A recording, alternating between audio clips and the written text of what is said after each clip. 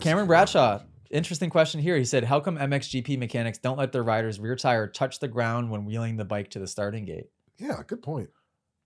Well, I know why, I would guess. And why don't we do that over here? So I would guess that they're just trying to keep any dirt out of the tread so they can get as much traction coming off the metal grate as humanly possible. Yeah. Right? But is that as needed on the grates like it used to be? Yeah. It still is?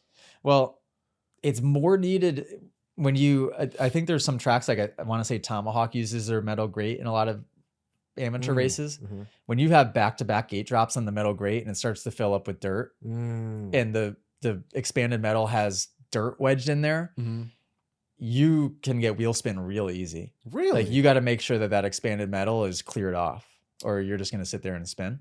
People still brushing them like they used to for concrete starts? Right.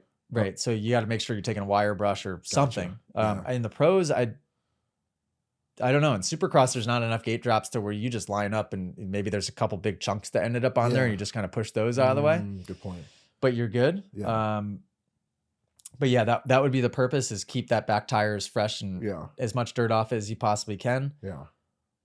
They should probably, you would think, do that that was for over here as well. That was my thinking. Yeah. But I don't know.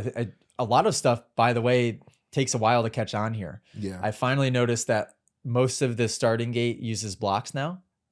That didn't start here. That started with the Euro guys, and the Euro guys having blocks that were to where they could keep their great. That's very smart. Super smart.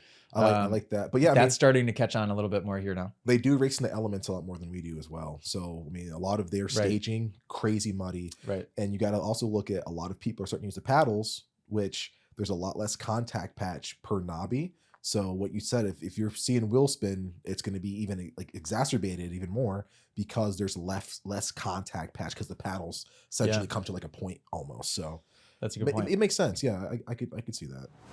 If you guys enjoyed that podcast clip, you can listen to full episodes on Apple Music and Spotify. And make sure, if you haven't already, join our community inside of the Moto Academy app. Go to themotoacademy.com today. I'll see you guys inside the community.